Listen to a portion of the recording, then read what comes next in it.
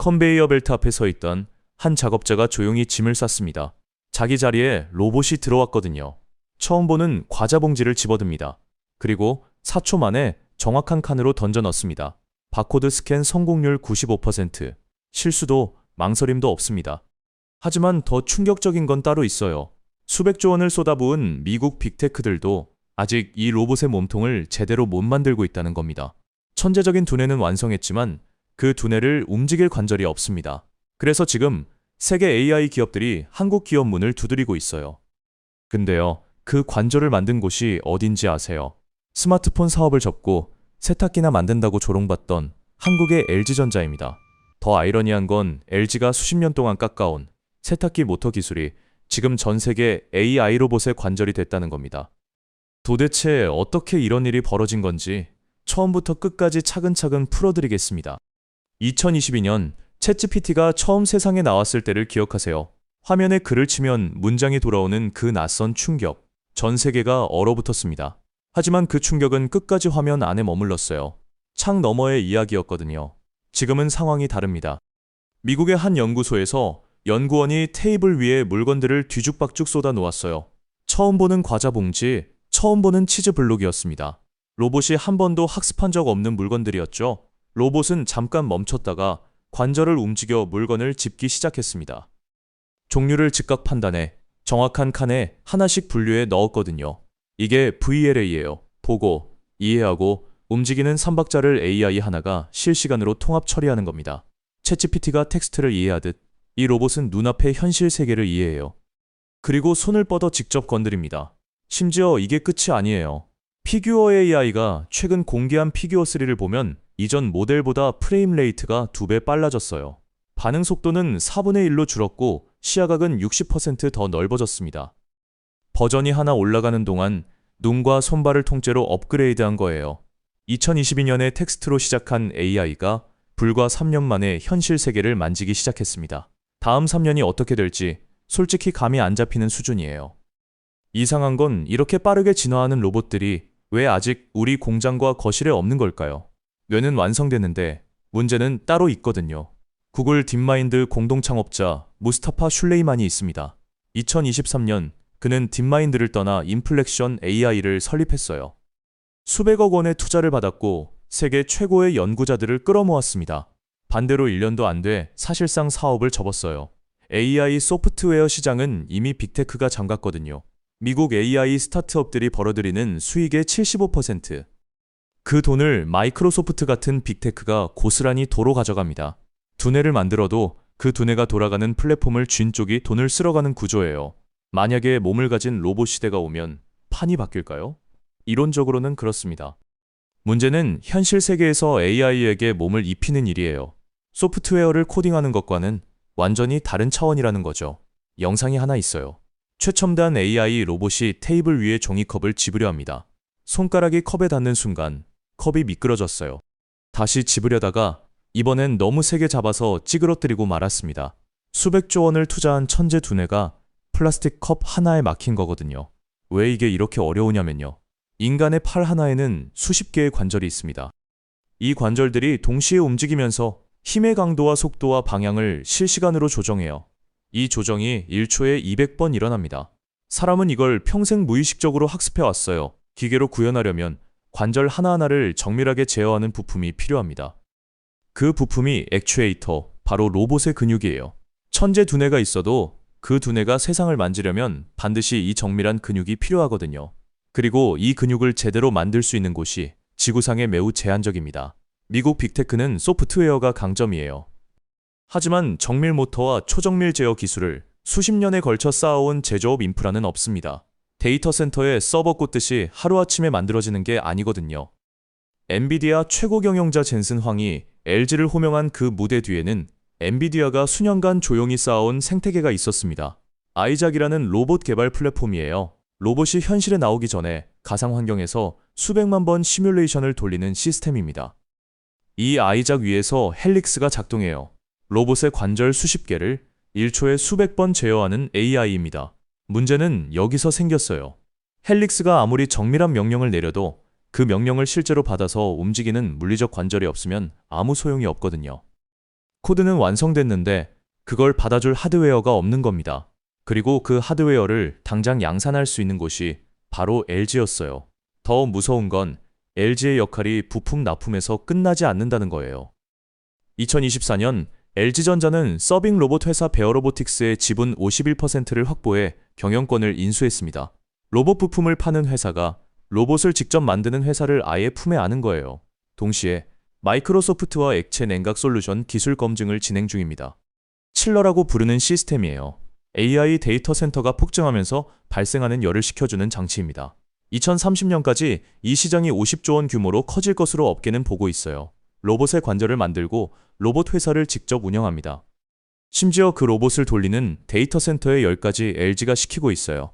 젠슨 황이 LG를 호명한 건 단순한 칭찬이 아니었어요. 이 구조 전체에서 대체 불가능한 자리를 차지한 파트너를 공식으로 인정한 거거든요. 도대체 LG는 어떻게 이 자리에 오게 된 걸까요? LG전자가 가장 굴욕스러웠던 순간으로 시계를 되돌려 보겠습니다. 2021년 4월, LG그룹 회장 구광모가 스마트폰 사업을 완전히 접겠다고 결단을 내렸습니다. 한때 프리미엄 스마트폰 시장에서 삼성, 애플과 어깨를 나란히 했던 브랜드가 26년 만에 조용히 짐을 싼 거거든요. 시장의 반응은 냉혹했어요. 세탁기나 만드는 회사, 그게 그날부터 LG전자에 붙은 딱지였습니다.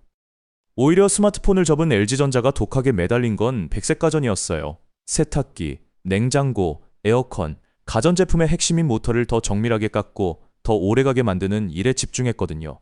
남들이 화려한 스마트폰 전쟁에 눈을 팔 때 묵묵히 모터를 갈고 닦은 거예요. 그리고 그 지루했던 모터가 로봇의 관절이 됐습니다. 로봇 제조 원가에서 액추에이터가 차지하는 비중이 무려 40% 이상이에요. 로봇이 얼마나 정밀하게 움직이는지, 얼마나 오래 버티는지가 전부 이 부품 하나에 달려 있거든요. 수십 년 동안 세탁기 드럼을 돌리고 에어컨 컴프레서를 제어해온 기술이 그대로 로봇의 근육으로 부활한 거예요. 이게 말이 되나 싶지만 실제로 벌어진 일입니다. 올해 상반기 LG전자는 로봇 핵심 부품인 액추에이터 악시움의 초도 물량을 양산하기 시작했어요. 외부 고객사에 정식으로 납품하는 첫 물량입니다.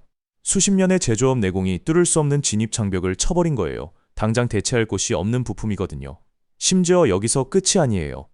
가정용 휴머노이드 로봇 클로이의 개념 검증 일정을 내년에서 올해 상반기로 전격 앞당겼습니다. 시장이 생각보다 훨씬 빠르게 움직이고 있다는 신호거든요. 스마트폰 전쟁에서 가장 먼저 짐을 쌌던 기업이 로봇 시대가 열리는 순간 가장 유리한 자리를 선점했어요. 쏟아지던 조롱을 날카로운 무기로 바꿔낸 겁니다. 하지만 LG의 진짜 그림은 부품과 로봇 납품에서 끝나지 않아요. 그 뒤에 훨씬 더 거대한 구조가 있거든요. 수십 대의 로봇이 동시에 일하는 공장이 있습니다. 다 다른 회사가 만든 로봇들이에요. 통신 방식도 명령어 체계도 전부 다릅니다. 이 로봇들을 한 공간에 풀어놓으면 악기들이 제각각 소리를 내는 난장판이 되거든요. 드럼은 드럼대로, 바이올린은 바이올린대로 지휘자 없이 연주가 시작된 꼴이에요. 멀리서 들으면 그냥 거대한 소음이죠. LG CNS가 만든 베이톤이 바로 이 난장판에 지휘봉을 내밀었습니다. 제조사와 방식이 다른 로봇들을 하나의 플랫폼에서 통합 제어하는 시스템이거든요. 어떤 로봇이 어디서 무엇을 하는지, 다음엔 어떤 일을 해야 하는지를 실시간으로 파악해요. 로봇들이 서로 부딪히지 않게 동선을 조율하고 작업 효율이 가장 높은 순서대로 지시를 내립니다. 여기에 포지라는 도구도 붙어요. 현장마다 다른 환경에 맞게 로봇의 기반 모델을 맞춤 튜닝하는 플랫폼입니다. 물류센터와 식품 공장이 로봇에게 요구하는 동작은 완전히 다르잖아요. 포지가 바로 그 틈을 메우는 거예요. LG는 단순히 부품을 팔고 로봇을 납품하는 데서 멈추지 않습니다. 로봇들이 실제로 일하는 현장 전체를 운영하는 플랫폼까지 쥐고 있어요. 로봇이 많아질수록, 현장이 복잡해질수록 이 플랫폼의 가치는 기하급수적으로 올라가거든요. 올해 1분기에 LG전자가 집행한 설비 투자가 6,500억 원에 달합니다. 전년 동기 대비 11.7%나 늘어난 규모예요. 기존 가전 중심의 사업 구조에서 벗어나 홈 로봇과 기업 고객 대상 사업으로 전환하겠다고 아예 못을 박은 겁니다. 방향을 논의하는 수준이 아니라 이미 현장에서 실행 중이거든요. 만약 이 거대한 시스템이 실제로 우리 일상에 깔리기 시작하면 과연 무슨 일이 벌어질까요? 새벽부터 자리에 앉아 칼을 드는 어머니가 있습니다. 손목에는 테이핑이 감겨 있어요. 통영 굴 작업장에서 30년 넘게 같은 동작을 반복해온 자리거든요. 바로 이 작업장에 지금 로봇이 들어오고 있습니다. 강한 수압으로 굴 껍데기를 열고 사람 손 대신 기계가 분류해요. 속도가 다르고 실수가 없고 쉬지도 않습니다.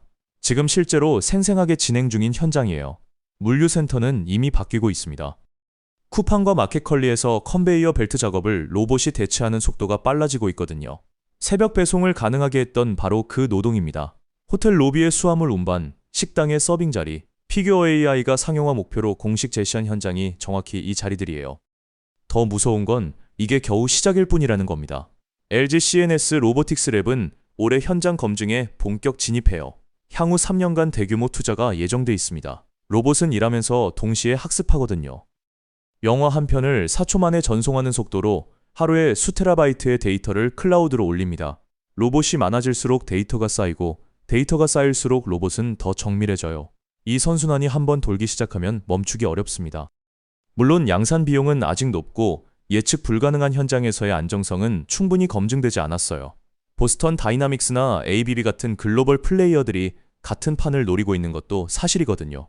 하지만 바로 그래서 LG가 지금 이 속도로 다급하게 움직이고 있는 겁니다. 블루칼라 일자리가 로봇으로 빠르게 지워지고 있어요. 동시에 그 무서운 시스템을 운영하는 주체가 다름 아닌 한국 기업이거든요. 이 거대한 판이 완전히 열렸을 때 과연 최종 승자는 누가 될까요? TSMC 창업자 모리스 창은 반도체 업계의 상식을 뒤집은 인물이에요. 반도체를 설계하는 건 인텔, 퀄컴, 나중엔 애플과 엔비디아가 도맡아 했거든요. 반대로 이걸 실제로 찍어내는 건 모리스 창이 수십 년에 걸쳐 쌓아온 TSMC가 독점해왔습니다. 이 회사는 자기 브랜드로 아이폰을 단 한 대도 팔지 않았거든요. 설계 자체는 애플이 도맡아 했어요. 설령 애플이 없어도 이 회사는 다른 고객을 찾으면 그만이거든요. 반면 이 회사가 없으면 아이폰이라는 제품 자체가 존재할 수 없습니다. 이 거대한 비대칭이 결국 TSMC를 세계에서 가장 중요한 기업 중 하나로 밀어올린 거예요. 두뇌를 설계하는 쪽이 피 터지게 싸우는 동안 그 두뇌를 직접 찍어내는 쪽이 돈을 전부 쓸어 담는 구조인 거죠. LG가 지금 로봇 시장에서 정확히 이와 같은 길을 똑같이 걷고 있거든요. 두뇌가 누구의 것인지는 전혀 중요하지 않습니다. 구글이 이기든 오픈 AI가 이기든 테슬라 옵티머스가 세상을 통째로 뒤덮든 상관없어요. 그 수많은 로봇이 팔을 들어 물건을 집어 올릴 때마다 관절에는 LG의 액추에이터가 무조건 들어가거든요. 결국 어느 편이 최종 승자가 되든 LG는 이긴 쪽의 부품을 독점해서 대주는 안전한 자리에 서 있는 거예요. 당장 올해 상반기부터 LG전자의 외부 로봇 고객사 매출이 처음으로 찍히기 시작했습니다. 물론 아직은 미미한 시작 숫자에 불과하죠. 문제는 로봇 시장이 커질수록 이 숫자도 기하급수적으로 같이 커지는 구조라는 점이에요. 2028년에는 가정용 휴머노이드 로봇 클로이의 상업화 최종 목표 시점까지 뚜렷하게 잡혀 있습니다. 우리 집 거실 한복판에 LG의 휴머노이드 로봇이 당당하게 서는 그림이 완성되는 거죠. 그렇게 되면 LG는 핵심 부품을 팔면서 로봇 완제품까지 직접 판매하게 됩니다. 그 로봇들이 일하는 현장 전체를 베이톤으로 쥐고 운영하며 데이터 센터의 열기를 식히는 일도 LG칠러가 도맡아 하거든요. 로봇이라는 판을 짜는 것도, 그 판 위에서 직접 뛰어노는 것도, 판이 과열되지 않게 열기를 식히는 것도 전부 LG라는 뜻입니다. 이게 철저한 전략이었는지 혹은 기막힌 우연이었는지 아니면 둘 다였는지는 알 수 없어요. 이상한 건 조롱을 묵묵히 견디며 홀로 모터를 깎아온 그 고독한 시간이 전 세계 AI 거인들이 제발 만나달라고 찾아오는 독점적 자리로 되돌아왔다는 사실입니다. 스마트폰 전쟁에서 짐을 쌌던 기업이 로봇 시대의 열쇠를 쥐게 됐습니다. AI 소프트웨어 전쟁은 미국이 이겼거든요. 수백 조의 자본이 실리콘밸리에 쏟아졌고 챗GPT와 딥시크가 세상을 뒤흔들고 있잖아요. 그런데 그 천재적인 뇌들이 현실 세계를 직접 만지려면 반드시 몸이 필요해요. 그 몸의 관절을 세탁기 모터를 깎던 한국이 단단히 쥐고 있는 겁니다. 역전은 화려하게 오지 않았어요. 스마트폰 철수의 굴욕이 있었고 세탁기나 만든다는 조롱이 쏟아졌거든요. 그 지난한 시간 동안 백색 가전 기술은 조용히 깊어졌지만 아무도 몰랐던 거예요. 피지컬 AI라는 파도가 오면 그 조용했던 시간이 가장 무서운 무기가 될 거라는 걸 말이에요. 그리고 지금 마침내 그 거대한 파도가 덮쳤습니다. LG는 가장 화려한 걸 포기했어요. 스마트폰은 세상에서 가장 화려한 기술 전쟁이었거든요. 거기서 짐을 싸고 나서 LG가 선택한 건 조용하고 지루한 세탁기 모터였습니다. 아무도 주목하지 않는 그 낡은 무대에서 미래를 바꿀 가장 중요한 기술이 묵묵히 쌓이고 있었던 거예요. 화려한 전쟁에서 패배하더라도 그 전쟁이 반드시 필요로 하는 급소를 조용히 벼려내는 셈이죠. 사실 이 판에서 우리가 절대 놓치면 안 되는 플레이어가 하나 더 있어요. 바로 중국입니다. 지금 이 순간에도 중국의 로봇 기업들은 LG가 가는 길을 맹렬하게 따라오고 있거든요. 국가 주도 자본이 든든하게 뒤를 받치고 있고 관련 부품 공급망은 이미 세계 최대 규모예요. LG가 TSMC처럼 이 자리를 장기적으로 지켜낼지 아니면 더 빠른 경쟁자에게 내주게 될지 이 흐름의 끝을 계속 따라오고 싶으시다면 채널 구독과 알림을 꼭 켜두시길 바랍니다. 중국과 LG의 다음 라운드 절대 놓치지 않으실 거예요. 오늘 끝까지 함께 해주셔서 고맙습니다.